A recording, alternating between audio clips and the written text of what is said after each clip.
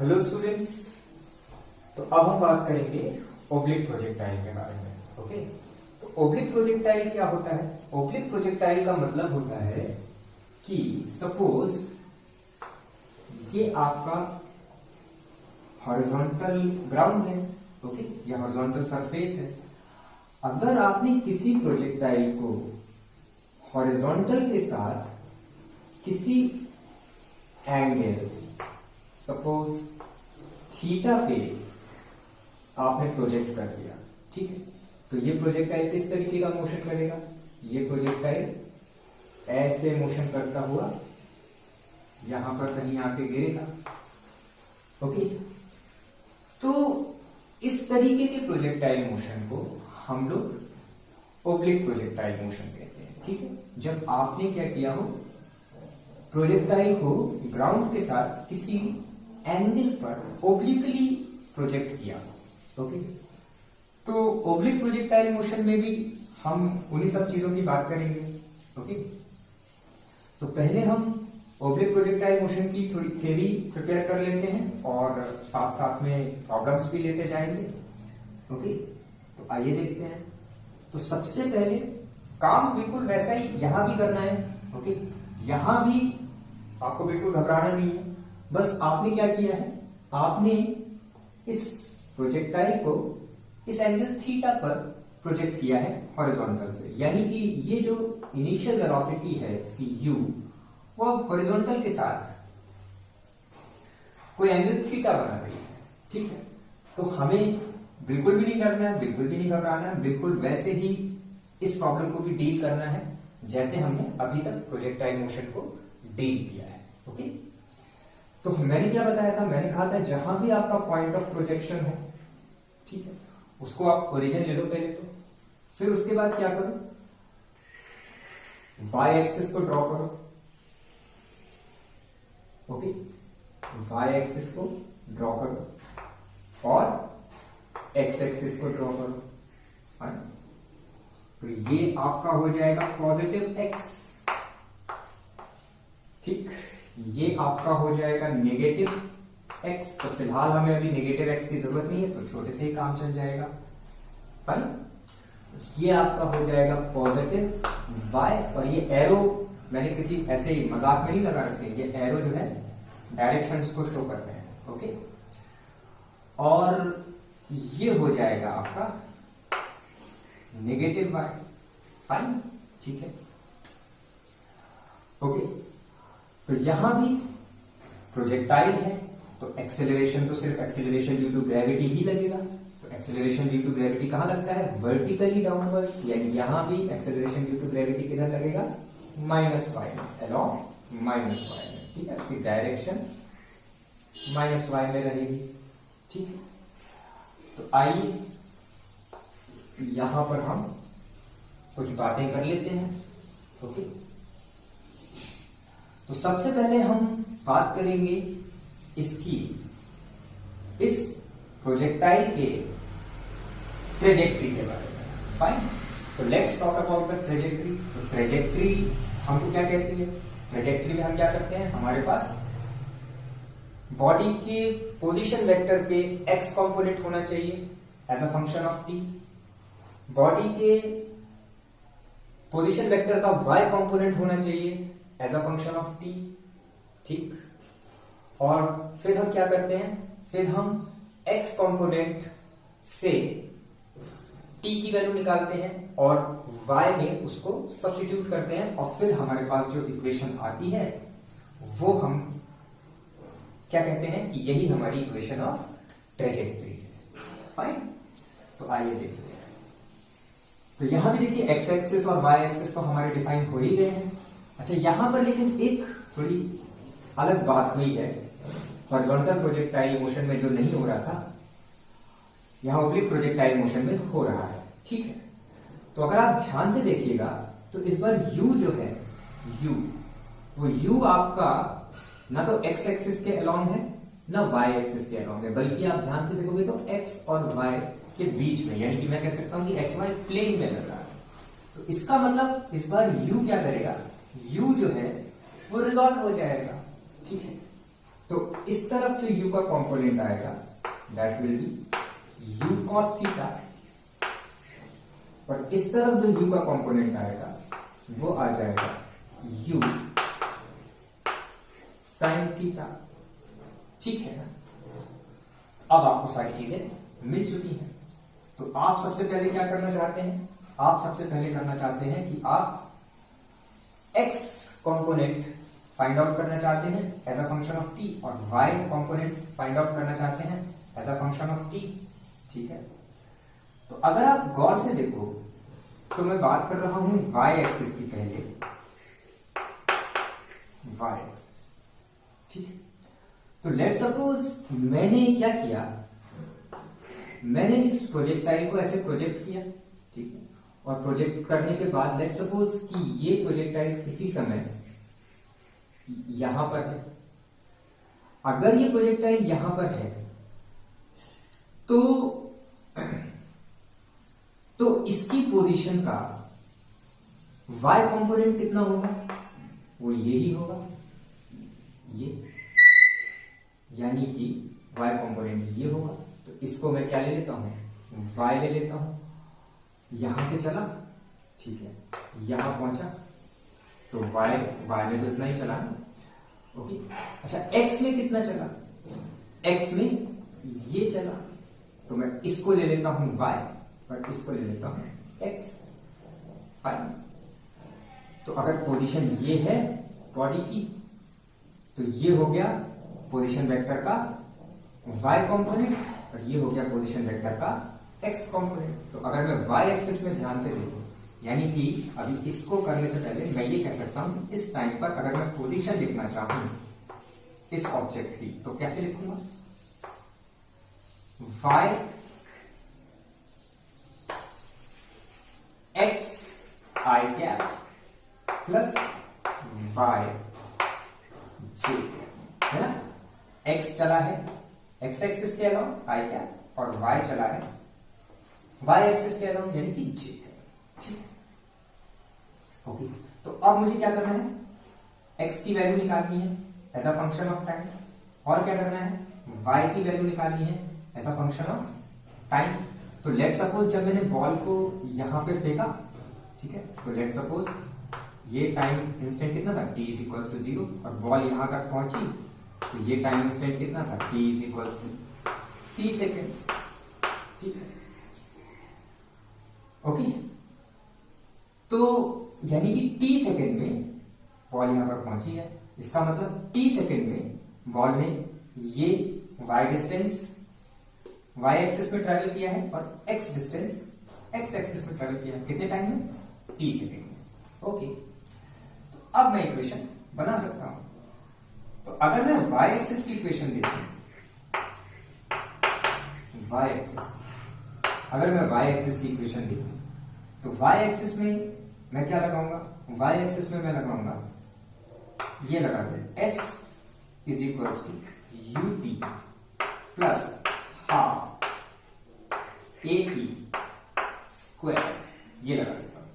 ठीक है, तो y एक्सिस में। फाइन, अच्छा, तो what is this? Is what? Displacement along y axis, क्योंकि y एक्सिस के लिए लगा रहा हूं ना, तो डिस्प्लेसमेंट अलोंग y एक्सिस कितना है? y, तो this is y is equals to u कितना है y एक्सिस के अलोंग? तो इस बार u sin थीटा पॉजिटिव का, y भी देखो पॉजिटिव का है। ठीक है, तो u sin थीटा t, और ये a की जगह कितना हो जाएगा? माइनस जी। देखो y एक्सिस में एक्सेलरेशन लग रहा है ना, कौन सा? एक्सेलरेशन ड्यू टू ग्रेविटी, किधर? वर्टिकली डाउनवर्ड, यानी माइनस y में।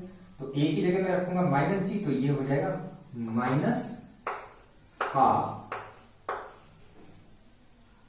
gt square.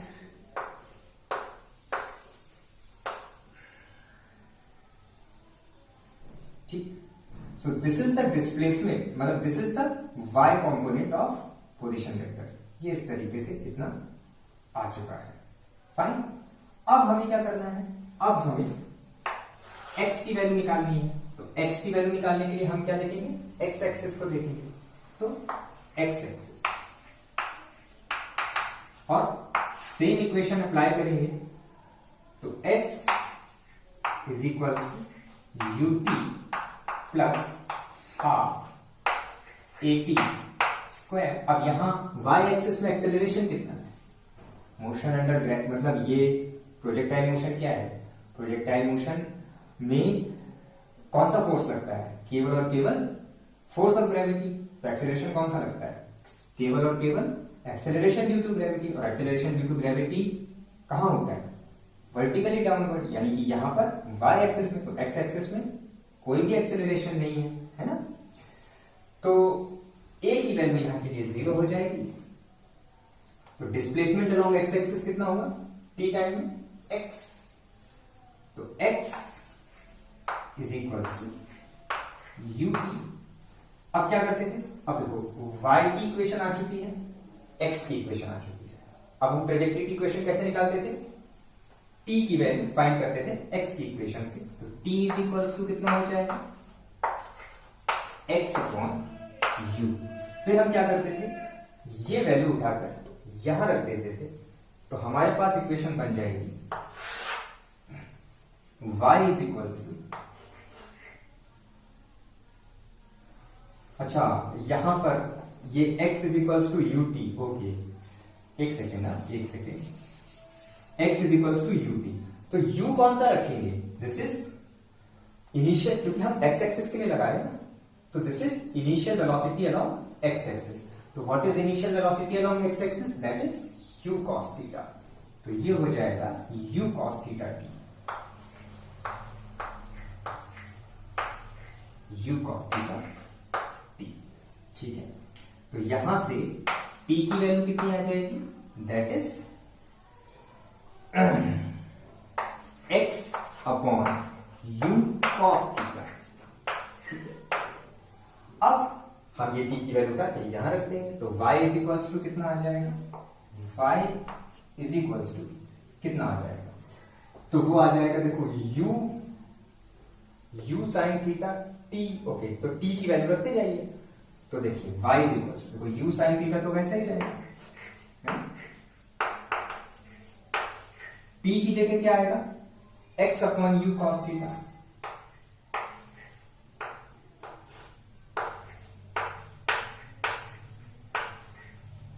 ठीक,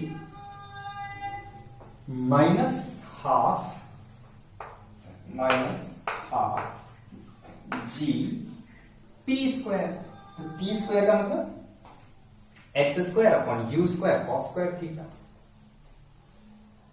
एक्स स्क्वायर अपॉन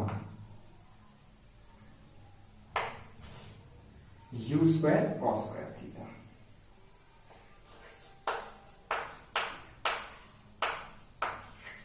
ठीक है, इसको 1/2 को थोड़ा सा ऐसे कर देता हूं, अब ये ठीक है, ठीक। तो ये हमारे पास इक्वेशन आ गई। अब इसमें हम थोड़ा सा जो कैलकुलेशन हो सकती है वो कैलकुलेशन कर लेंगे, तो थोड़ा सिंप्लीफाई कर लेंगे। तो u से u कैंसिल, अच्छा ये है साइन थीटा, ये है cos theta, so this becomes tan theta. तो y is equal to tan theta x minus ji x square upon 2 U square cos square theta. तो ये आपके पास इक्वेशन ऑफ ट्रेजेक्ट्री आ गई। अब देखो ये इक्वेशन ऑफ ट्रेजेक्ट्री हमें क्या बोल रही है, ये इक्वेशन ऑफ ट्रेजेक्ट्री कैसी है, तो अगर तुम इसको ध्यान से देखोगे तो ये एक क्वाड्रेटिक इक्वेशन है, ठीक है। क्वाड्रेटिक इक्वेशन कौन सी होती है, quadratic equation is ax square plus bx plus c is equal to 0, यानी कि जिसका हाईएस्ट पावर 2 होता है, ठीक है। डिग्री कैसी होती है, 2 होती है, हाईएस्ट पावर 2 होता है। तो यहां भी यही है, देखो x की यहां पर हाईएस्ट पावर क्या है, यहां पर देखो x की पावर 1 है, यहां पर x की पावर 2 है, तो पूरी इक्वेशन की हाईएस्ट पावर क्या है, x की 2। सो दिस इज क्वाड्रेटिक इक्वेशन। तो क्वाड्रेटिक इक्वेशन जब भी बनती है, ठीक है, तो ट्रेजेक्ट्री कैसी होती है? पैराबोलिक, ऑलवेज पैराबोलिक, ठीक है, ऑलवेज पैराबोलिक। दूसरी बात, इसी ट्रेजेक्ट्री को मैं ऐसे लिख सकता हूं, अगर मैं इस तरीके से लिखना चाहूँ, इस तरीके से ax² plus bx plus c, तो मैं इस तरीके से अगर मैं इसको लिखना चाहूँ तो मैं लिख सकता हूं इसको, यानी x² का टर्म पहले, तो माइनस gx², ठीक है, upon 2u² cos² theta,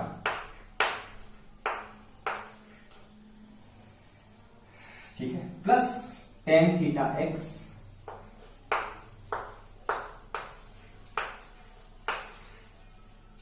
tan theta x, ठीक है। अब इसमें मैं एक थोड़ा सा एक स्टेप और बढ़ाना चाहूंगा, तो मैं इसको लिख सकता हूं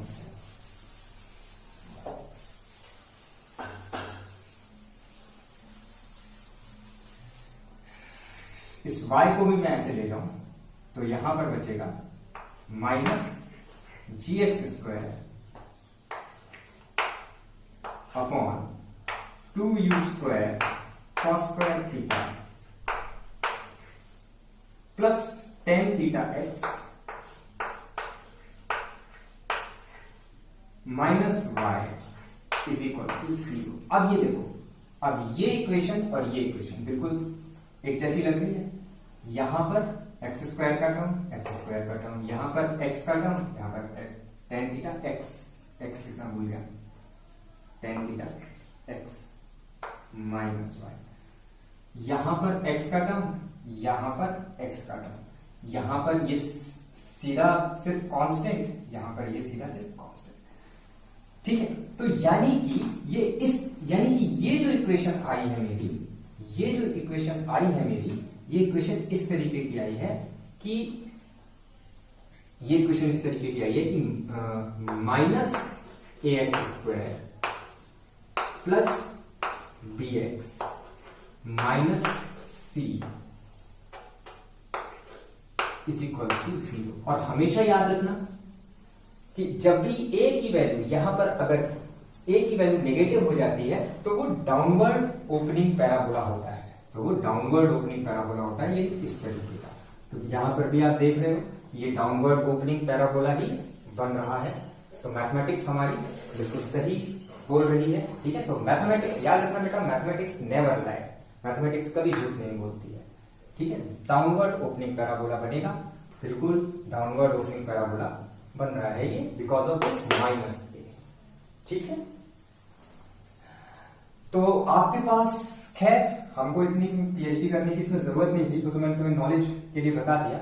हमारे काम की चीज ये थी कि हमारे पास जो इक्वेशन आई थी, मैं ये सब हटा दे रहा हूं, ठीक है। इतना मैथ्स तुम्हें नहीं भी समझ ऐसे आना चाहिए। अगर जेईई की प्रिपरेशन कर रहे हो तो ये तो बेसिक है पैराबोला का, ये तो तुम्हें आना ही चाहिए। अगर नीट की भी तैयारी कर रहे हो तो भी तुम्हें आना चाहिए, क्योंकि शेप्स वगैरह तो आ जाते हैं, ठीक है। फिजिक्स के अंदर काफी यूज हो जाते हैं। नहीं आता है तो कोई बात नहीं, मैं सिखा दूंगा, ठीक है।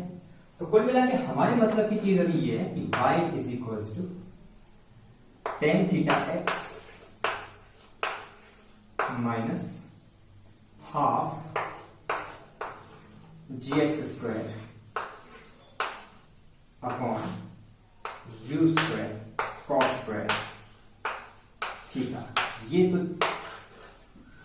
है इक्वेशन ऑफ ट्रेजेक्टरी, ठीक है।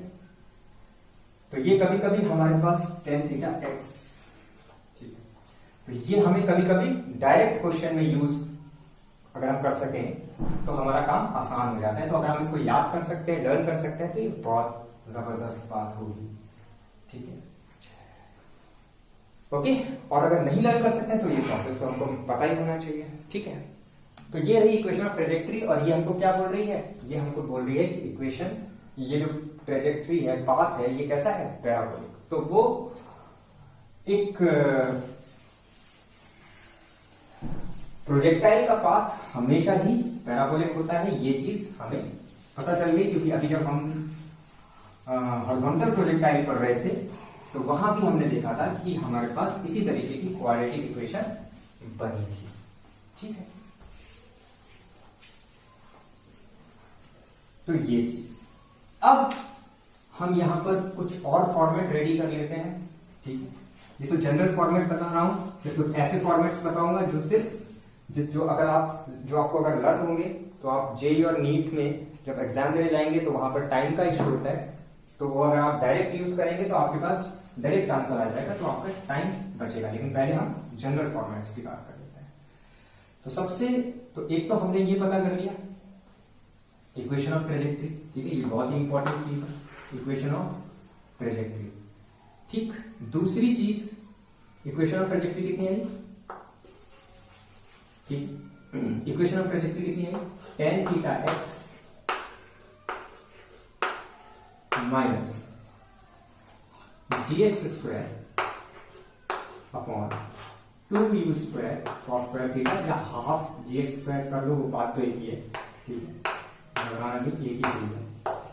ठीक है, ये आ गई, तो ये आपको याद रह जाए तो बहुत बढ़िया बात है। Is equal to Y. ठीक है, या फिर y इज इक्वल टू कर दो कुछ भी। ठीक है, y चाहे इधर लिख दो, इक्वल टू चाहे इधर लिख दो। ठीक है, तो ये आपको लर्न हो जाए। चलो इधर ही लिख देता हूँ, तुम लोग फालतू में बेचारे कहीं कंफ्यूज ना हो जाओ। किताब में तो सर इस तरफ लिखा है, आपने उस तरफ तो लिखा, अरे एक ही बात है यार, y इज इक्वल टू। ठीक है, चलो अब हम कुछ और चीजों के बारे में बात कर लेते हैं। तो हमारा इस तरीके का प्रोजेक्टाइल है, इसमें हमें कोई शक नहीं है। यहाँ पर हमारी कौन कौन सी चीजें कहाँ कहाँ लग रही हैं ये भी हमको मालूम है। जी इधर लग रहा है। ठीक है, ये मैं कहना सर किताब में तो इधर है, किताब में तो ऐसे दिखाते हैं। अरे भाई मैं डायरेक्शन दिखा रहा हूँ पूरी एक्स और वाई एक्सेस में। ठीक है, इसलिए ऐसा दिखा दिया, कोई दिक्कत नहीं। डायरेक्शन तो माइनस वाई ये भी है, माइनस वाई ये भी है, तो एक्स ये है और वाई ये है, और ये हमने प्रोजेक्ट किया प्रोजेक्टाइल यू से एंगल थीटा। तो पहले हम जनरल फॉर्मेट्स रेडी कर लेते हैं। तो अब दूसरी चीज आ जाती है time of flight. Time of flight मतलब वो टाइम जितने टाइम के लिए कोई भी प्रोजेक्टाइल हवा में रहा। तो टाइम ऑफ फ्लाइट के लिए मैं पहले ही आपको बता चुका हूं कि टाइम ऑफ फ्लाइट जो कि टाइम है, तो टाइम को हम एक्स एक्सिस में भी यूज करते हैं और वाई एक्सिस में भी यूज करते हैं, है ना। तो इसलिए हम कौन सा एक्सिस की इक्वेशन बनाएंगे टाइम ऑफ फ्लाइट को डिराइव करने के लिए? तो मैंने आपको बता दिया था कि जिस एक्सिस के अलोंग एक्सेलरेशन होगा उस एक्सिस के अलोंग आप करिएगा। तो एक्सेलरेशन यहाँ वाई एक्सिस के अलोंग है, तो वाई एक्सिस के अलोंग आप लगा सकते हैं। ठीक है, और लगा क्या सकते हैं, लगाना पड़ेगा। ठीक है, क्योंकि एक्स एक्सिस के अलोंग एक्सेलरेशन है ही नहीं। तो टाइम ऑफ फ्लाइट हम कैसे निकालते हैं? देखो हम क्या करते हैं, वाई एक्सिस के अलोंग, वाई एक्सिस के अलोंग एक बात सोचो, टाइम ऑफ फ्लाइट क्या है? टाइम ऑफ फ्लाइट है the total time taken by the body, ठीक है, in air, the total time spend by the projectile in air. तो एक बार यहां से फेंका, यहां से चलता हुआ यहां पहुंचा। ठीक है, तो एक्स एक्सिस में कितना चला? प्रोजेक्टाइल एक्स एक्सिस में कितना चला? यहां से चला, यानी एक्स इज इक्वल्स टू 0 से, और यहां पर पहुंचा। ये मान लो कोई भी पॉइंट हो सकता है, मान मैंने एक्स मान लिया। अच्छा वाई एक्सिस में कितना चला सोचो। वाई एक्सिस में देखो 0 से चला, क्योंकि ये तो 0,0 है ना, और यहां से पहुंच के वाई में यहां आ गया, तो ये वाई के अलोंग कौन सा है? 0। यानी वाई एक्सिस में डिस्प्लेसमेंट प्रोजेक्टाइल का टाइम ऑफ फ्लाइट के दौरान प्रोजेक्टाइल का डिस्प्लेसमेंट अलोंग वाई एक्सिस हमेशा कैसा रहता है? 0। ठीक है, तो क्या करो कि वाई एक्सिस में तो लगाना ही पड़ेगा। वाई एक्सिस में क्या करो, क्या लगा दो, s is equals to U T plus half A T square, U T plus half A T square. ठीक है, ये लगा दो। तो डिस्प्लेसमेंट अलोंग वाई एक्सिस कितना है? 0, वाई इक्वल्स टू 0 से शुरू हुआ, वाई इक्वल्स टू 0 पर ही खत्म हो रहा है। इसका मतलब वाई एक्सिस के अलोंग डिस्प्लेसमेंट कितना है? 0। तो ये हो जाएगा 0। ठीक है, और ये है initial velocity along Y axis. तो initial velocity along Y axis अपने को मालूम है कि कितनी है? u sin theta. और इधर कितनी है, u cos थीटा। ठीक है, तो 0 is equals to u sin theta, u sin theta. Time कौन सा लेगा, टाइम ऑफ फ्लाइट, ठीक है ना, ये डिस्प्लेसमेंट 0 कर चुका हूं, तो टाइम ऑफ फ्लाइट में तो डिस्प्लेसमेंट 0 होता है, मतलब टाइम ऑफ फ्लाइट क्या, वो टाइम जितना टाइम एयर में बीता, तो ये पूरा टाइम यहां से लेकर यहां तक जितना टाइम लगा, तभी तो आप डिस्प्लेसमेंट 0 कर सकते हो अलोंग वाई एक्सिस।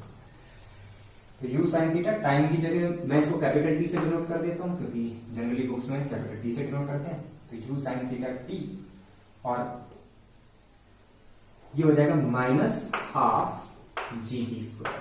माइनस क्यों लगाया, क्योंकि g जो है वो माइनस y में लग रहा है, तो वो माइनस हो जाना था, तो प्लस के साथ मल्टीप्लाई होता है, तो प्लस माइनस माइनस। ठीक है, ओके, ये इतना आ गया। अब क्या करूं, अब इसको इधर ले जाओ, ये नेगेटिव का है ना, इसको इधर ले जाओ, पॉजिटिव का हो जाएगा, तो यानी कि तुम्हारे पास बचेगा half G T square is equals to U sine theta T. इसको कैपिटल टी से करो, क्योंकि ये टाइम ऑफ फ्लाइट है, इसको हम लोग जनरली कैपिटल टी से डिनोट करते हैं। ठीक है, तो हाफ जी टी स्क्वायर, यहां भी इसको कैपिटल टी से डिनोट करना है, ठीक है, is equals to U sine theta T.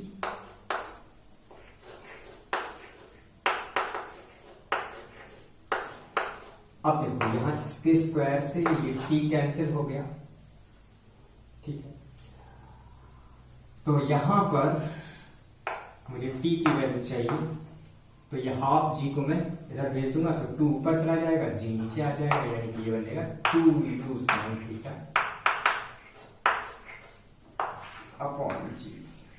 ठीक है, और ये रटने मत लगना, ये u sin थीटा क्या है, u sin theta is the component of initial velocity along Y axis. तो इस चीज को हम ऐसे भी लिख सकते हैं, time of flight is equals to कितना, 2 uy upon g, where uy is what component of velocity along y axis। ये भी हमारे कभी कभी काम आ जाता है। ठीक है, तो ये टाइम ऑफ फ्लाइट का फॉर्मूला हमारे पास रेडी है, और देख ही रहे हो कि इसमें हमने कुछ खास नहीं किया है, बस काइनेमेटिक्स की इक्वेशंस लगाई हैं। ठीक है, अब हम देख लेते हैं maximum height. Maximum height,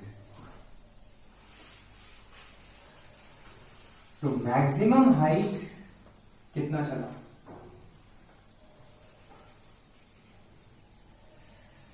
maximum height, तो देखो ये पार्टिकल किस तरीके से चला, ये पार्टिकल यहां से यहां पहुंचा,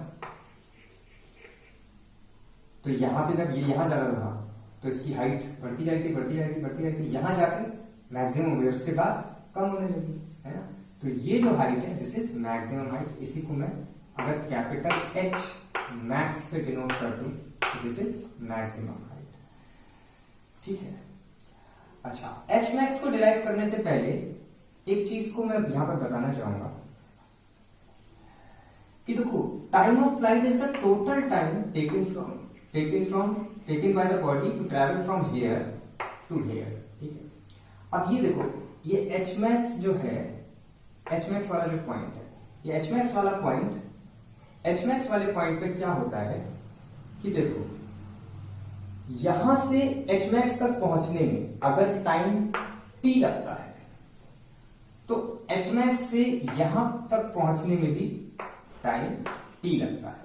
इसको कहते हैं एक्सेंट, इसको कहते हैं डिसेंट। ठीक है, और अगर मैं ये t और t ऐड कर दूं तो ये टोटल टाइम आ जाएगा, और टोटल टाइम इतना ही है। यानी कि मैं कह सकता हूं, हमेशा याद रखना दो चीजें यहां पर याद रखने वाली बात है कि time of ascent is always equal to time of descent. यानी यहां से लेकर मैक्सिमम हाइट तक पहुंचने में जितना टाइम लगेगा, मैक्सिमम हाइट से ग्राउंड तक पहुंचने में भी उतना ही टाइम लगेगा। ग्राउंड से मैक्सिमम हाइट तक पहुंचने में जो टाइम लगेगा मैक्सिमम हाइट से वापस ग्राउंड तक पहुंचने में उतना ही टाइम लगेगा। तो इसको कहेंगे एक्सेंट, इसको कहेंगे डिसेंट। तो time of ascent will always be equal to time of descent, ठीक है। एंड अगर मैं दोनों का सम कर दूंगा तो ये टोटल टाइम आ जाएगा which is equal to time of flight, ठीक है। तो यहां पर ये चीज याद रखिएगा कि टाइम ऑफ एक्सेंट हमेशा किसी भी प्रोजेक्टाइल के लिए time of accent is equal to time of descent, time of descent, ठीक है। और ठीक है, और तो अगर ये t है, ठीक है, तो इसको भी t मानूंगा और दोनों को अगर मैं ऐड करूंगा t प्लस t, तो यानी कि टाइम ऑफ फ्लाइट किसके बराबर आ जाएगा, 2t के बराबर। ये भी आपके काम आएगी, ठीक है। अब हम बात करेंगे मैक्सिमम हाइट की।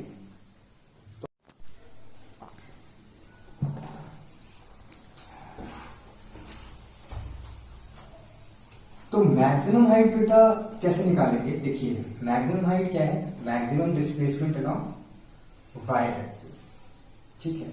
Maximum displacement along Y axis, तो सीधी बात है कि हमको वाई एक्सिस की इक्वेशन बनानी पड़ेगी, ठीक है, वाई एक्सिस की। ओके, तो वाई एक्सिस की इक्वेशन में हम कौन सी इक्वेशन यूज करेंगे, ठीक है।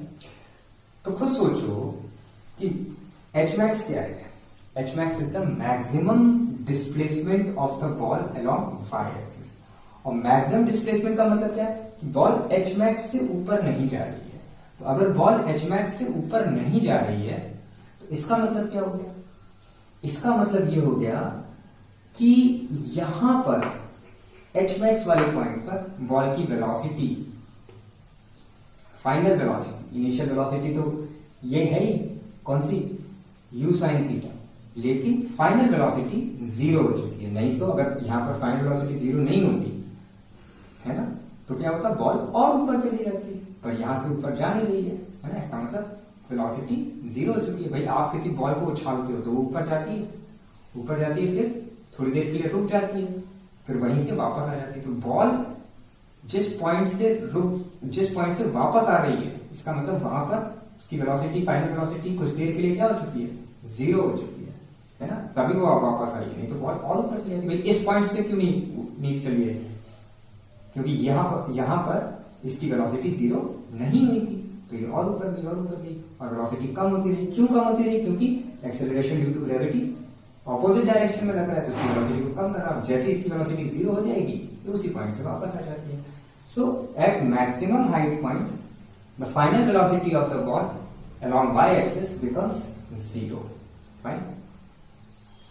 तो मैं यहां पर लगा लेता हूं v square is equal to u square plus 2as का फॉर्मूला, ठीक है। तो v तो हमारे यहां पर y एक्सिस में जीरो है, ठीक है, और u कितना है y एक्सिस में, u sin थीटा, ठीक है। a कितना है, दैट इज माइनस जी, ठीक है। और s कितना है, s है आपका h मैक्स, कितना है h मैक्स, है ना। तो ये सारी चीजें इस वाली इक्वेशन में डालेंगे आप, तो आपको मिलेगा zero is equal to u square का मतलब u square sine square theta, ठीक है, minus 2g h max, 2g h max, ठीक है। तो इसको इधर ले आओ, तो ये बनेगा 2g h max is equals to 2g h max is equals to u square sin square theta.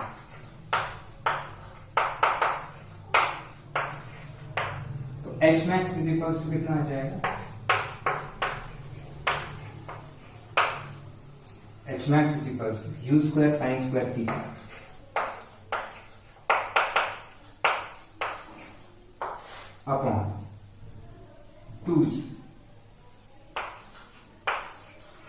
ये आ गया एच मैक्स। ठीक है, अब आपको अगर ये फॉर्मूला याद रह जाए तो बहुत ही अच्छी बात है, नहीं तो आप इस तरीके से कैलकुलेट कर सकते हैं। ठीक है, तो आपके पास टाइम ऑफ फ्लाइट आ गया, आपके पास एच मैक्स आ गया। ठीक है, फाइन। अच्छा, अब टाइम ऑफ फ्लाइट और एच मैक्स में एक रिलेशन हम डिराइव कर सकते हैं। ठीक है, वो रिलेशन डिराइव करना हमारे लिए कॉम्पिटिटिव एग्जाम्स के पॉइंट ऑफ व्यू से बहुत अच्छा रहेगा। ठीक है, क्योंकि अगर हमारे पास क्वेश्चन आता है तो हमको कैलकुलेशन करने की जरूरत नहीं होगी, हमारे पास ऑलरेडी फॉर्मेट रेडी होगा, तो जिसकी वजह से हम उस फॉर्मेट से अपने क्वेश्चन को विद इन सेकेंड्स सॉल्व कर लेंगे। ठीक है, तो ये जो मैं फॉर्मेट आपको बता रहा हूं, relation between time of flight and H max, ठीक है, उसको आप लोग सीधा सीधा लर्न कर लेंगे अगर तो ज्यादा बढ़िया है, खासतौर से नीट के स्टूडेंट्स, क्योंकि वहां आपके पास टाइम बहुत कम होता है। ठीक है, तो हमेशा याद रखिए कि time of flight is always equal to √8 h max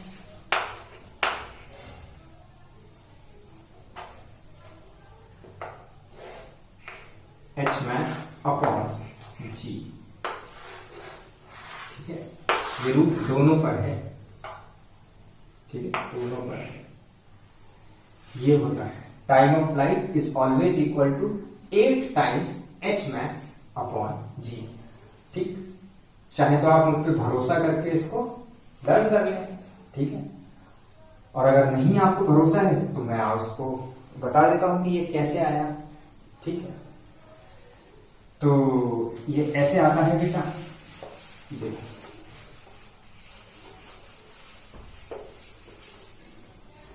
तो हमें क्या प्रूफ करना है कि time of flight equal to 8 h max upon g. ठीक, आसान है। तो सबसे पहले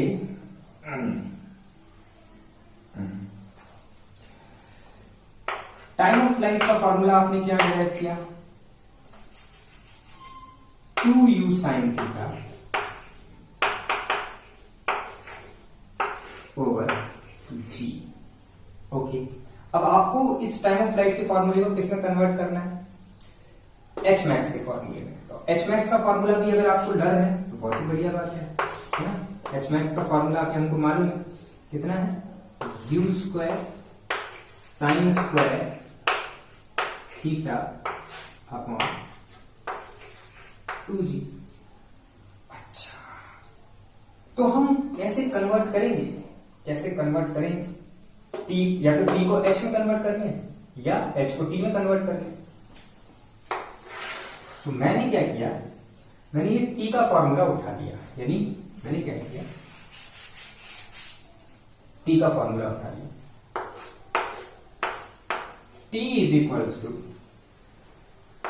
2u sin theta by g. अब मैंने क्या किया, इसको क्या किया, अब मुझे यहां पे दिखाई दे रहा है, देखो मुझे यहां पर एक चीज दिखाई दे रही है, मुझे यहां पर एक चीज दिखाई दे रही है, मुझे यहां पर एक चीज ये दिखाई दे रही है कि h के फॉर्मूले में 2 नहीं है, यानी कि ये 2 को मुझे हटाना है किसी तरीके से। ठीक है, कैसे हटाऊंगा, है वो तो हट ही जाएगा, देख लेना। पहले मैं क्या करता हूं, मैं इसको स्क्वायर कर देता हूं। ठीक है, स्क्वायरिंग बोथ साइड्स, तो ये बनेगा आपका t² is equals to 4u² sin² theta upon g²। अब यहां पर आपका फायदा ये हुआ कि आपके पास ये जो h में u² sin² की वैल्यू आ रही थी वो आपके पास आ गई, लेकिन दिक्कत ये हुई कि आपके पास अभी 2 नहीं है और g² आ चुका है। तो कोई बात नहीं, आप g को ऐसे रख लो ना, एक g यहां रख लो, एक को अलग करके रख दो। ठीक, तो अब आपके पास क्या बचा, 4u² sin² theta by ji. Okay, ठीक है, अब यानी कि अगर नीचे 2 आ जाए, अगर नीचे 2 आ जाए तो अपना काम बन जाएगा। तो मैंने क्या किया, 2 से यहां मल्टीप्लाई किया न्यूमरेटर में और 2 से डिनोमिनेटर में भी मल्टीप्लाई करके भाई जिस नंबर से मल्टीप्लाई करो उसी नंबर से डिवाइड कर दो तो आंसर में कोई चेंज नहीं आता। तो उस 2 को मैंने यहां रख दिया। अब तुम यहां पे ध्यान से देखो कि ये जो है ये मेरा h का फॉर्मूला बन चुका है। तो मेरे पास आ गया t² इज इक्वल्स टू ऊपर क्या क्या बचा मेरे पास, देखो ये 4 और ये 2 यानी कि दोनों मल्टीप्लाई हो कितना हो गया 8। फिर ये कितना हो गया h, ये पूरा h हो गया ना, और ये मेरे पास 1/g रखा ही हुआ था। तो ये t² इज इक्वल्स टू कितना बना 8h बाय g। तो t की वैल्यू कितनी है root of 8h over g, है ना, ठीक है। तो ये आपका कॉम्पिटिटिव एग्जाम्स में काफी फायदा करेगा, बहुत फायदा करेगा, ठीक है। ये अगर आपको याद रह जाता है तो ठीक है, आपको ये सब प्रोसेस लर्न करने की जरूरत नहीं होगा, आपका एग्जाम में नहीं पूछा जाएगा, आपको तो ये पता होना चाहिए। तो इस प्रोसेस मैंने इसलिए बता दिया ताकि अगर खुदा ना खास्ता आप भूल जाए तो आप प्रोसेस के थ्रू आपका क्वेश्चन छूटेगा नहीं, ठीक है। तो हमने एच मैक्स निकाल दिया, ओके। अब आ जाओ बात करते हैं हॉरिजॉन्टल रेंज की। So what is horizontal range? Horizontal range is nothing, horizontal range is nothing but it is actually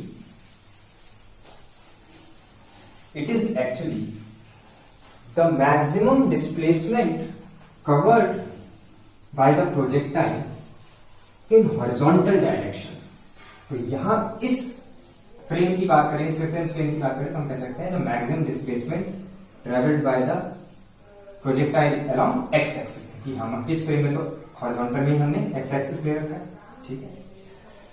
So the maximum displacement traveled by the projectile in horizontal direction या along x-axis is known as range of projectile। तो range of projectile क्या है? यानी कि range of projectile तो ये है, ये। तो इसी को मैं अगर r से डिनोट कर दूं तो इसका फॉर्मूला क्या होगा? तो मुझे ये चाहिए, this is the displacement of the projectile along x-axis। तो अगर मुझे displacement along x-axis कैलकुलेट करना है तो एक्स एक्सिस की इक्वेशन लगानी पड़ेगी। तो एक्स एक्सिस में मैं इक्वेशन लगा दूंगा, कौन सी वाली? एक्स एक्सिस में मैं इक्वेशन कौन सी लगा दूं? S is equals to u t plus half a t square. तो रेंज क्या है? देखो टाइम ऑफ फ्लाइट में क्या हुआ था, टाइम ऑफ फ्लाइट में क्या होगा, the time taken by the body during air, ठीक है। हवा में बॉडी जितनी देर तक रही थी वही टाइम को हम कहते हैं टाइम ऑफ फ्लाइट। तो एक बार बताओ, बॉडी यहां से उड़ी और यहां पहुंची, तो इसी में इसने ये वाई में कहां से कहां गया, वाई में यहां से यहां गया और यहां से फिर यहां आ गया। तो वाई में तो डिस्प्लेसमेंट 0 हो गया, ओके। और एक्स में डिस्प्लेसमेंट था, यहां से चला और यहां पहुंच गया, तो यही रेंज है। तो यानी कि हम यहां पर टाइम कितना रखेंगे, टाइम जो रखेंगे, जो हम टाइम रखेंगे रेंज के लिए वो कितना रखेंगे, will be equal to time of flight, ठीक है।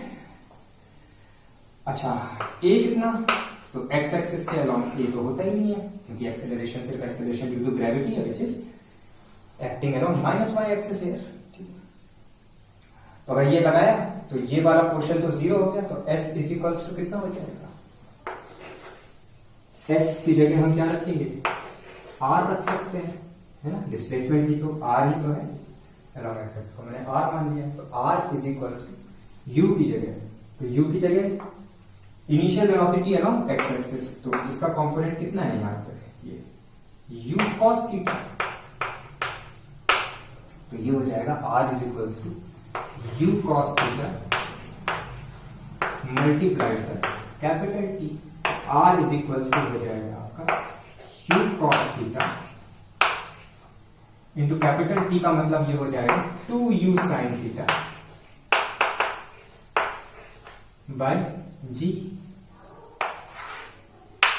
तो आपके पास आर की वैल्यू आ जाएगी u cos थीटा, मतलब 2 को आगे लिख देता हूं, 2u स्क्वायर है ना, u इंटू यू स्क्वायर, तो u square cos square theta over g, 2u cos theta, oh sorry u square cos square theta कैसे हो गया, sorry 2u square sine theta cos theta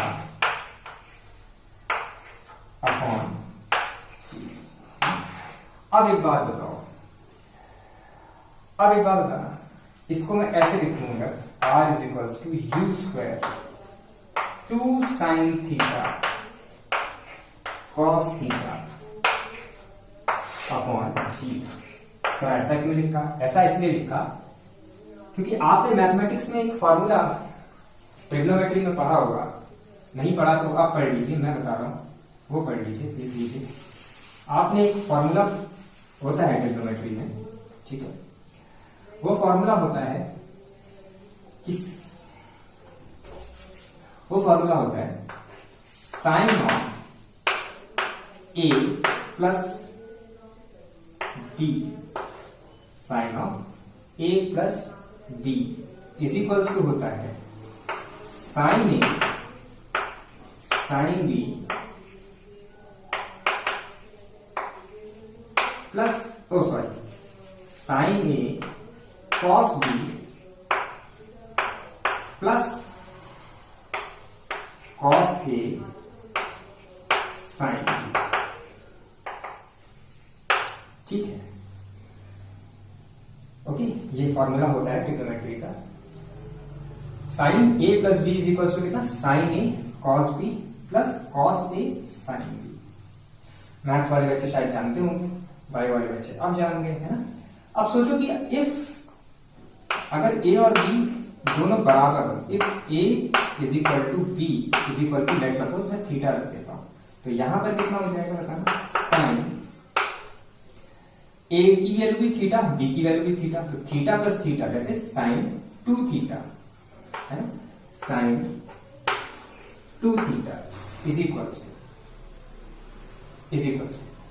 अब यहां पर वही चीज रखो कि साइन ए और बी की वैल्यू बराबर है और थीटा के बराबर है ना, ए और बी इक्वल है और उनकी वैल्यू को मैंने क्या मान लिया, थीटा, तो ये हो जाएगा sign theta cos theta plus cos theta sine theta, है।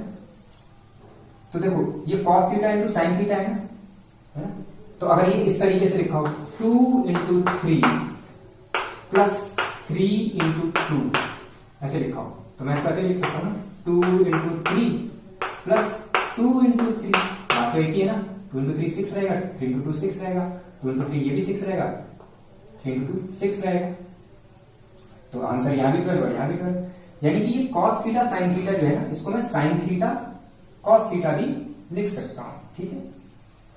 तो लिख दिया मैंने, यानी कि इसको मैंने लिख दिया साइन थीटा कॉस थीटा, तो ये कितना हो जाएगा, ये sign theta cos theta plus sign theta cos theta, तो ये हो जाएगा 2 साइन थीटा कॉस थीटा, ठीक है। तो sine 2 theta is equals to 2 sine theta cos theta. अब यहां देखो ये चीज यही जो लिखी हुई है 2 साइन थीटा कॉस थीटा, तो 2 साइन थीटा कॉस थीटा की जगह मैं साइन 2 थीटा भी लिख सकता हूं, लेकिन आप लोग एक बात बहुत अच्छे से समझ लीजिए कि ये वाला जो फॉर्मूला है ये भी आपके कभी कभी काम आ जाता है, बहुत काम आता है, ठीक है। जब अच्छा क्वेश्चन आएगा तो फिर आपका ये वाला जो फॉर्मूला लिखने का ये काम नहीं आएगा, ठीक है। तो ये वाला फॉर्मूला भी आपको याद होना चाहिए कि 2u square sine theta cos theta by g, ठीक है। तो इसको मैं फर्दर थोड़ा सा मॉडिफाई करके मैंने क्या लिखा कि r is equal to 2u square, मतलब ये u square sine 2 theta by लेकिन आपका ये हमेशा ये वाला फॉर्मूला भी आपका काम आ सकता है, ठीक है। अच्छा, दूसरी चीज ये कि यहां देखो, ये क्या है, r is equals to u cos theta, ये क्या है u साइन थीटा। तो u कॉस थीटा क्या है, initial velocity along x axis, ये क्या है initial velocity along y axis. तो मैं इसको r को ऐसे भी लिख सकता हूं, कभी कभी ये काम आ जाता है, आपको थीटा एंगल नहीं दिया होता लेकिन x एक्सिस के अलोंग इनिशियल वेलोसिटी का कंपोनेंट या फिर फाइनल वेलोसिटी का कंपोनेंट डायरेक्ट गिवन होता है, ठीक है। तो आपको ये याद रखना है कि r is equals to 2 u cos theta क्या, ux into u by upon g। तो ये सभी फॉर्मूले आपके पास होने चाहिए, ठीक है। ये सब रेडीमेड बना के दे रहा हूं मैं आपको, अब आपका काम है इसको यूज करना, ठीक है। तो ये चीज, ठीक, ये तो आ गया आपका रेंज। अच्छा, अब जब रेंज का फॉर्मूला आपके पास आ गया तो कभी कभी हमें बड़ा अजीब सा एक क्वेश्चन दे देते हैं कभी कभी, तो उसका भी मैं आपको एक डायरेक्ट फॉर्मेट बना देता हूं, ठीक है।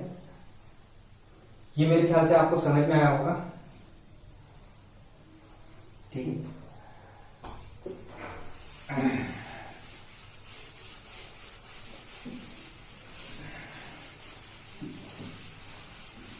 अच्छा, हाँ, अब एक और आपका वही कंपटीशन, स्पेशली फॉर कंपटीशन, मतलब या कह सकते हो ओनली फॉर कंपटीशन के लिए मैं आपको एक फॉर्मेट रेडीमेड बना के दे रहा हूं, एक क्या बल्कि दो फॉर्मेट रेडीमेड बना के दे रहा हूं, जिससे आपके क्वेश्चंस नीट के अंदर बहुत जल्दी से सॉल्व हो जाएंगे, ठीक है। तो relation between maximum range and maximum height. अच्छा, खैर उसको थोड़ी देर में करेंगे, फिलहाल रेंज, मुझे एक चीज और याद रखनी, रेंज इज इक्वल्स टू कितना होगा, हम इसको ऐसे लिख सकते हैं u square sine 2 theta by g, ठीक है। अब तुम यहां पर एक चीज देखो, u क्या है, initial velocity which is a constant, g क्या है, acceleration due to gravity which is also a constant. इसका मतलब रेंज किस पे डिपेंड करेगी, साइन 2 थीटा पे। थीटा क्या है, एंगल ऑफ प्रोजेक्शन। तो अगर मुझे, इसका मतलब मैं ये कह सकता हूं ना कि r is directly proportional to sine 2 theta. इसका मतलब ये हुआ कि अगर मुझे r को मैक्सिमम कराना है, r को मुझे मैक्सिमम कराना है, r को मुझे मैक्सिमम कराना है, तो साइन 2 थीटा की वैल्यू मैक्सिमम होनी चाहिए। तो साइन की मैक्सिमम वैल्यू कितनी होती है, साइन की मैक्सिमम वैल्यू जो होती है वो 1 होती है, ठीक है। साइन की वैल्यू +1 से -1 वेरी करती है, ठीक है। साइन फंक्शन की रेंज क्या है, +1 से -1, मैथमेटिक्स में पढ़ा होगा आपने, ठीक है। नहीं पढ़ा तो मैं बता रहा हूं, तब समझ लो, ठीक है। आसान भाषा में समझना है तो साइन की हाईएस्ट वैल्यू कितनी होती है, +1, और लोएस्ट वैल्यू कितनी होती है, -1, ठीक है। तो आर की वैल्यू मैक्सिमम करानी है, तो इसका मतलब इस 2 थीटा की वैल्यू, वो सॉरी साइन 2 थीटा की वैल्यू मैक्सिमम होनी चाहिए, क्योंकि r is directly proportional to sine 2 theta.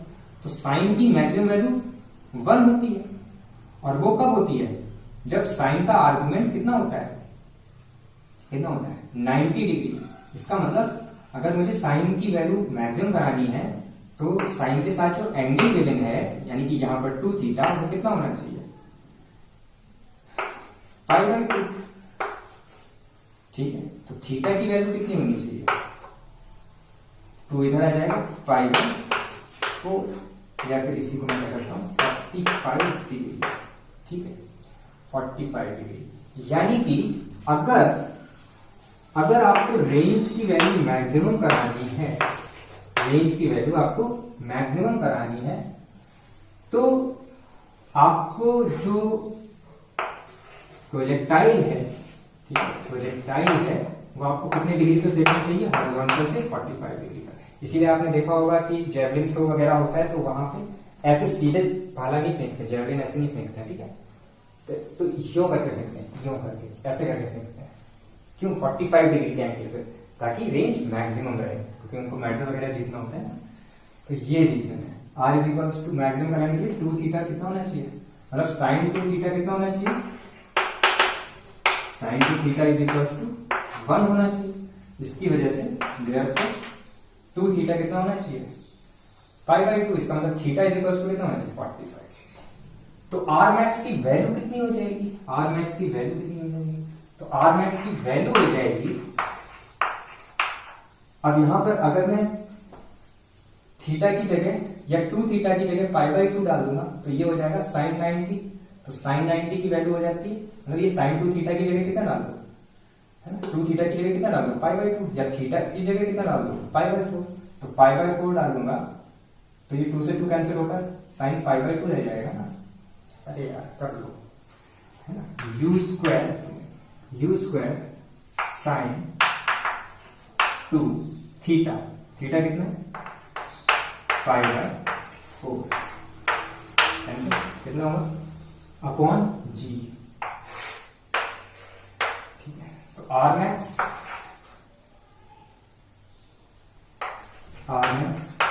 Equals to u square कितना बचा, साइन पाई बाई 2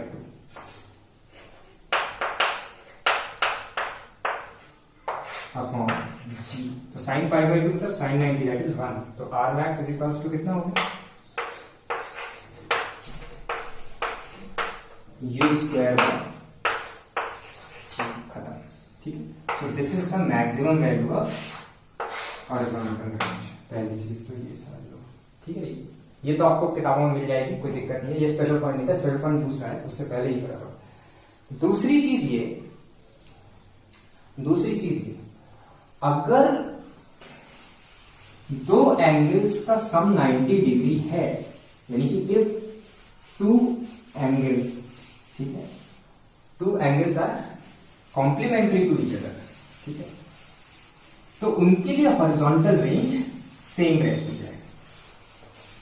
यानी कि अगर सपोज किसी एक बॉडी को आपने प्रोजेक्ट किया theta is equals to theta 1 पे, और दूसरी बॉडी को आपने प्रोजेक्ट किया theta is equals to theta 2 पे, और अगर theta 1 plus theta 2 is equals to 90 degree है, या पाई बाई 2 जिसको कहते हैं, तो फिर दोनों के लिए रेंज सेम रहती है, दोनों के लिए रेंज सेम रहती है। क्यों रहती है, इसलिए रहती है, करके देख लो भाई, देखो एक बार बताओ, theta is equals to theta 1 है, ठीक है, और theta 1 plus theta 2 is equals to 90 degree है, ठीक है, देखना एक एंगल कितना है थीटा 1, दूसरा एंगल कितना है थीटा 2, तो और theta 1 plus theta 2 is equals to 90 degree, इसका मतलब मैं ये कह सकता हूं कि theta 2 is equals to 90 minus theta 1, ठीक है। तो दोनों के लिए रेंज निकाल के देखो, तो R1 पहले मैं निकालूंगा थीटा 1 के लिए, तो कितना आएगा, R1 is equals to u square sine 2 theta 1 over g, ठीक, और R2 कितना आएगा, यू स्क्वायर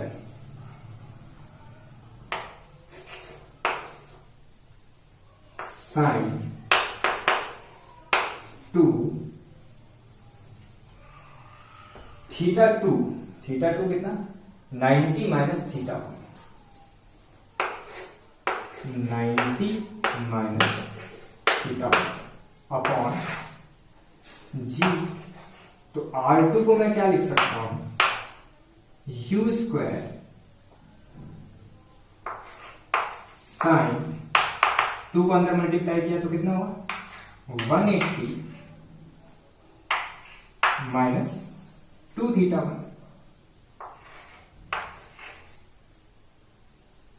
ठीक है।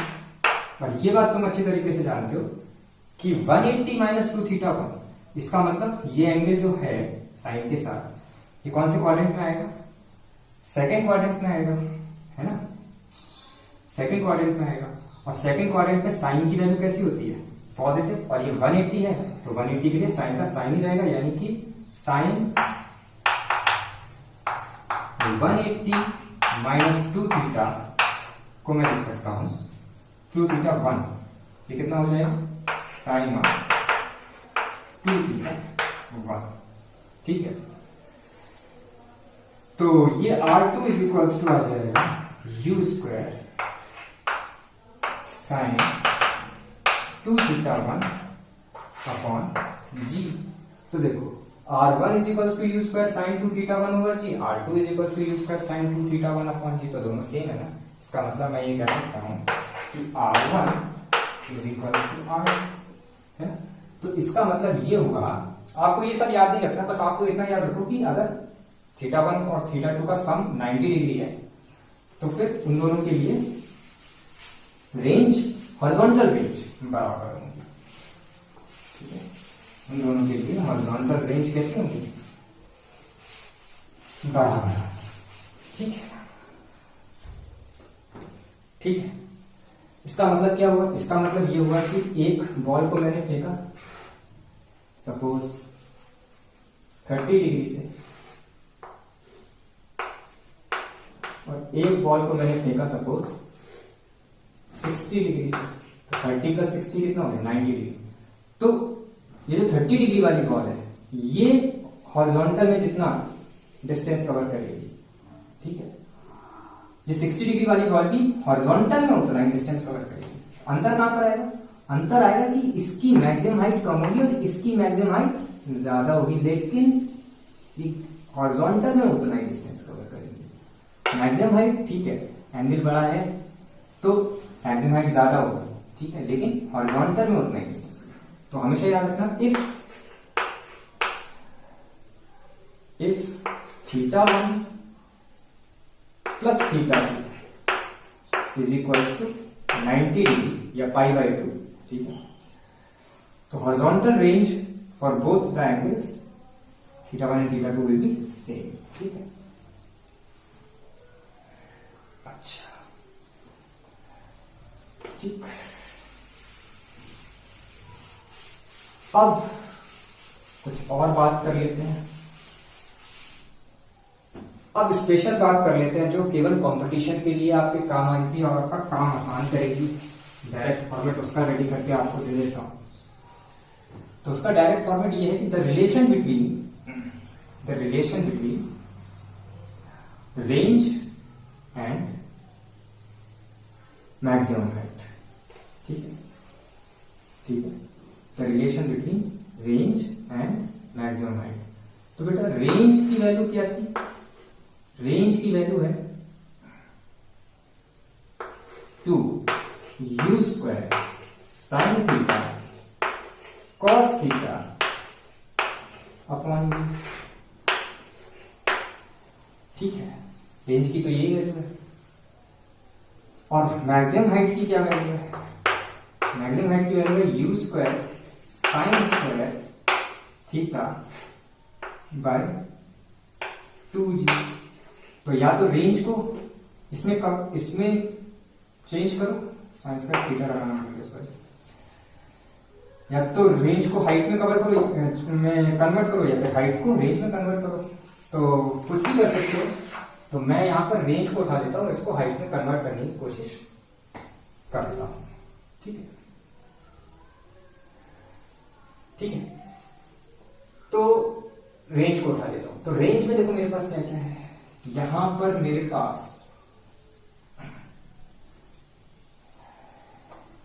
पास क्या क्या है।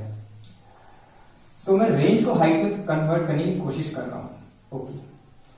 तो देखो रेंज मुझे क्या बोल रही है, रेंज मुझे बोल रही है कि 2u square sine theta cos theta by g. और जब मैं हाइट के पास जा रहा हूं तो मुझे दिखाई दे रहा है कि यू स्क्वायर तो अपनी जगह दुरुस्त है, लेकिन यहां नीचे मुझे 2 चाहिए, हाइट में कन्वर्ट करने के लिए 2 नीचे चाहिए, और ऊपर से ये 2 मुझे हटाना पड़ेगा, ऊपर से ये 2 मुझे हटाना पड़ेगा और नीचे 2 लगाना पड़ेगा। अच्छा, तो उसके लिए मैं क्या करता हूं, कि देखो अच्छा दूसरी चीज देखो, यहां पर यू स्क्वायर तो अपनी ये सही है, लेकिन यहां पर हाइट में साइन स्क्वायर थीटा है और यहां पर साइन थीटा है, और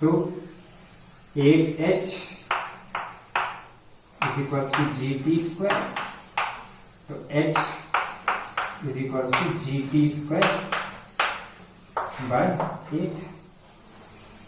तो ये इज इक्वल्स टू मैं लिख सकता हूं GT स्क्वायर बाय 8। तो एक बार आपको ये इनके म्यूचुअल रिलेशन आ गए। अब एक छोटा सा रिलेशन मैं आपको और बताऊंगा, ठीक है। एक छोटा सा रिलेशन मैं आपको और बताऊंगा, relation between maximum range and H max. देखो एच मैक्स की वैल्यू तुमने क्या करी, एच मैक्स की वैल्यू जो आई है वो आई है r tan theta by 4।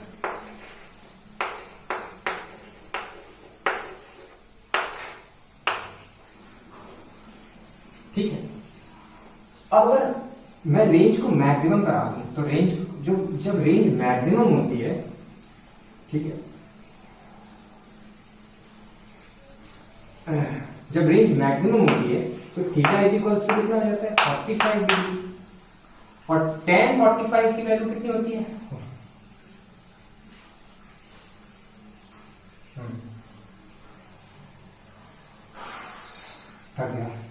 tan 45 की वैल्यू कितनी होती है 1 होती है ना। तो h max is equals to ये आ जाएगा r अपॉन 4। ठीक है, ठीक है ना। ओके, यानी कि ये r की जगह पे r मैक्सिमम हो जाएगा, क्योंकि मैंने यहां पर थीटा की वैल्यू 45 रखी है, तो रेंज मैक्सिमम।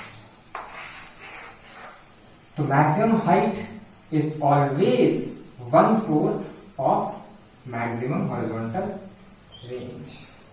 ठीक है, 1/4 ऑफ मैक्सिमम हॉरिजॉन्टल रेंज। ठीक है, ठीक। तो ये सारी चीजें आपकी हो चुकी।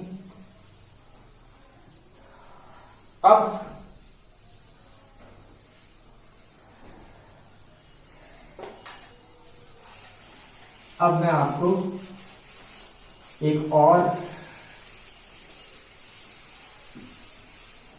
रिलेशन यहां पर करके दिखाता हूं, जो कि आपका उसका भी आपको फॉर्मेट याद नहीं रखना है, मतलब फॉर्मेट बस फाइनल रिजल्ट याद रखना है, वो आपका बहुत काम आ जाएगा। ठीक है, और बहुत जल्दी उससे क्वेश्चन आपका सॉल्व हो जाएगा। ठीक है, तो रेंज की आपने एक फॉर्मूला पढ़ा था, हॉरिजॉन्टल रेंज का आप फॉर्मूला जो पढ़ रहे थे वो आपने पढ़ा था कि tan थीटा x, क्योंकि क्वेश्चन में कभी कभी क्या होता है वो रेंज वगैरह दे देते हैं और फिर आपसे एंगल वेंगल पूछने लग जाते हैं। ठीक है, रेंज वगैरह दे देते, तो फिर डायरेक्ट फॉर्मेट बना रहा हूं, डायरेक्ट इससे क्वेश्चन आ जाएगा। तो range is equal to tan theta x minus half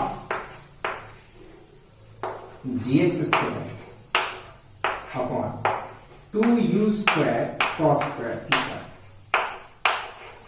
ठीक है, ओके,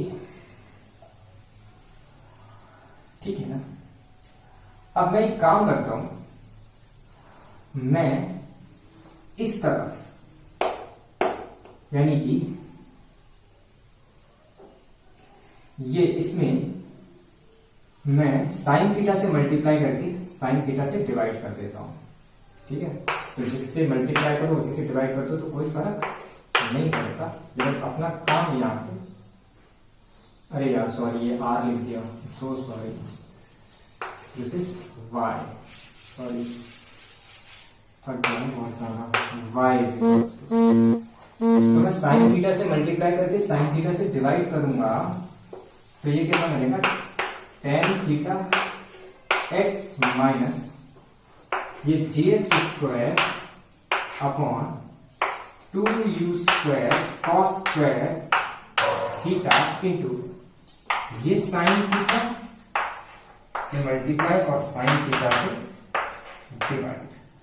तो अब यहां पर देखो क्या बनेगा।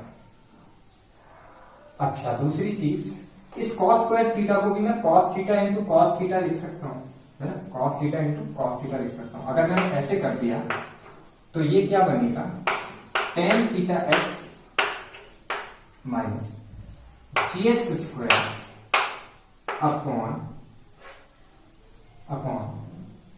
2u स्क्वायर cos थीटा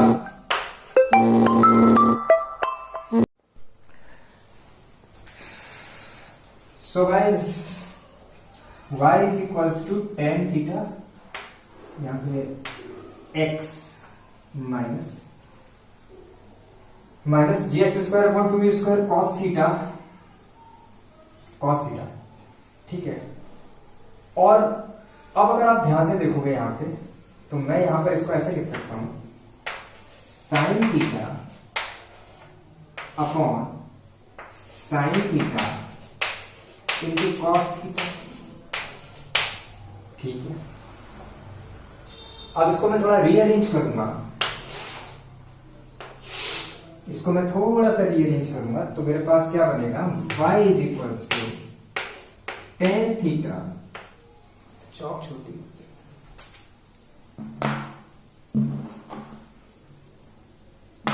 चलो ठीक है, तो y is equals to tan theta x,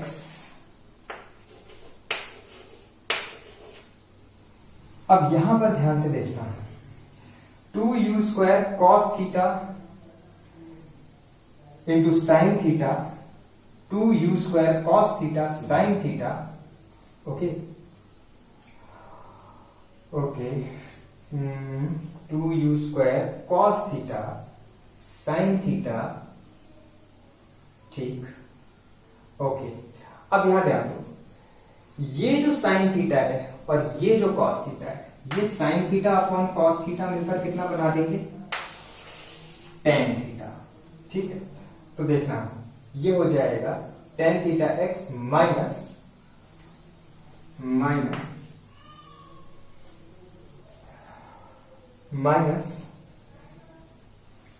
tan theta x square, है ना। मैंने क्या किया sine theta upon cos theta, tan theta x square. अब बचा कितना, देखना 2u square sine theta cos theta upon g, यानी कि ये है हॉरिजॉन्टल रेंज का रेसिप्रोकल, यानी कि इस इतने पूरी चीज को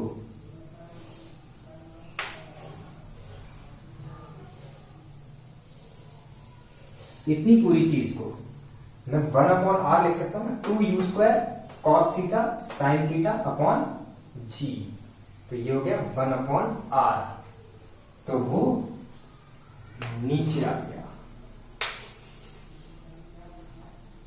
ओके। तो एक तो ये फॉर्मेट भी आपके लिए काम का है। दूसरी चीज, अगर आप इसको और आसानी से देखना चाहते हैं तो y इज इक्वल्स टू, आप एक काम करोगे tan थीटा x कॉमन ले लो, तो आपके पास बचेगा 1 माइनस x अपॉन r। ये आपका बहुत काम का रिलेशन है, ठीक है। अब आपको पूरा प्रोसेस याद नहीं रखना है, बस केवल यही याद रखना है, ठीक है। इससे फायदा क्या होता है, जैसे कभी कभी वो आपसे क्या करते हैं, आपको इन्होंने इक्वेशन ऑफ ट्रेजेक्ट्री दे दी, ठीक है, और इक्वेशन ऑफ ट्रेजेक्ट्री देने के बाद ये आपसे हॉरिजॉन्टल रेंज पूछ सकते हैं, टाइम ऑफ फ्लाइट पूछ सकते हैं, या फिर मैक्सिमम हाइट पूछ सकते हैं। तो अगर आप ऐसे सॉल्व करने जाओगे तो फिर आपको बहुत लंबा पड़ेगा। तो अब आप देखना यहाँ पे, जैसे मतलब मान लो यहाँ पर इन्होंने दे दिया कि इन्होंने एक ट्रेजेक्ट्री दे दी, ठीक है। तो ट्रेजेक्ट्री दे दी इन्होंने, let's suppose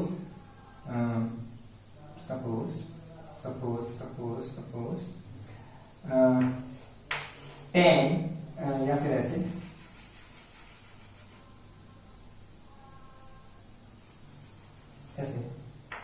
tan x minus 100x², ऐसे दे दिया, ये दे दिया।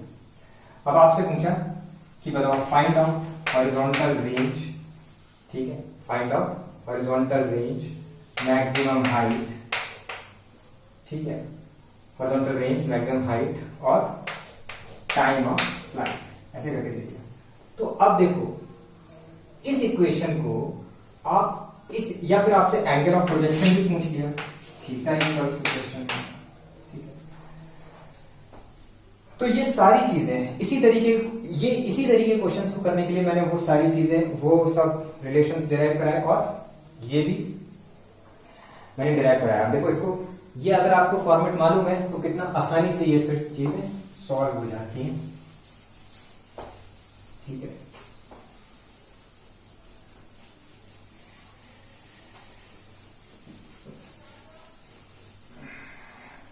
बहुत आसानी से ये चीजें सॉल्व हो जाती हैं, ठीक है। देखो इस इक्वेशन के साथ जरा वो कर दो, आप इक्वेट कर दो, कंपेयर करा दो, ठीक है। अगर कंपेयर करा दो तो आपको क्या मिलेगा, ठीक, आपको क्या मिलेगा, देखो आपको पता चलेगा कि यहां पर देखो I am comparing this equation with this given equation. तो देखो tan theta x is equal to tan theta x is equal to यहां पे कितना tan x है कि तो इसके इक्विवेलेंट ये है ना यहां पे, तो tan theta x is equal to tan x, तो x से x कैंसिल, तो tan theta is equal to कितना, tan theta is equal to कितना 10 आ गया, तो थीटा इज इक्वल टू कितना आ जाएगा tan इनवर्स 10, तो थीटा आ गया तुम्हारे पास। अच्छा अब रेंज पता करनी है तुम्हें, तो रेंज पता करने के लिए क्या करो, ये वाली साइड इससे कंपेयर करा दो, माइनस की इधर वाली साइड इससे कंपेयर करा दो, तो 100x² is equals to tan theta x² upon r is equals to tan theta x² upon r, ठीक है। तो देखो यहां से x² cancel, fine, tan theta की वैल्यू तुम पहले निकाल चुके हो 10, ठीक है। तो तुम्हारे पास आ गया 100 is equal to 10 upon r, 0 से 0 कैंसिल, ठीक है। तो r इज इक्वल टू कितना आ जाएगा, r is equal to 0.1 metre, 2 step में आ गया। और एक बार तुम्हारे पास रेंज आ गया तो रेंज से तुम मैक्सिमम हाइट का मतलब रेंज से मैक्सिमम हाइट को तुम रिलेट कर ही चुके हो, ठीक है। अभी बताया था मैंने कि r tan थीटा क्या था, रिलेशन, ठीक है ना। रेंज अगर आ गया तुम्हारे पास, एंगल आ चुका है, ठीक है, रेंज आ चुका है, तो अब तुमसे चाहे वो मैक्सिमम हाइट पूछे चाहे टाइम पूछे, क्योंकि तुम्हें मालूम है कि h max is equals to क्या है, r tan थीटा बाय 4, ठीक है ना, ठीक है ना। तो रेंज अगर तुम्हारे पास निकाल लिया, तुमने रेंज निकाल लिया, tan थीटा की वैल्यू तुम्हारे पास है ही, tan थीटा की वैल्यू कितनी है 10 है, ठीक है, 10 आई गई है तुम्हारे पास। तो tan थीटा की वैल्यू है तुम्हारे पास, r की वैल्यू है तुम्हारे पास, h max निकाल लोगे। एक बार h max आ गया तो टाइम ऑफ फ्लाइट को तुम निकाल ही लोगे, क्योंकि टाइम ऑफ फ्लाइट के लिए तुम्हें मालूम है कि √8h/g। तो विद इन सेकेंड्स तुम्हारे इस तरीके के बहुत difficult questions with in seconds solve हो जाएंगे। तो इसी तरीके के क्वेश्चंस को कराने के लिए मैंने ये फॉर्मेट आप लोगों के लिए रेडी किया था, ठीक है। अब इसमें कुछ चीजें और भी हैं, ठीक है, एक आध दो चीजें और हैं, लेकिन मैं अभी इसको फिलहाल यहीं पर रोक रहा हूं because I am too much tired. ठीक है, सो आज मैंने काफी सारे वीडियोस बना दिए हैं इसी के, कम से कम 3, साढ़े 3, 4 घंटे हो गए। So let's finish here and hope for the best. Thank you very much.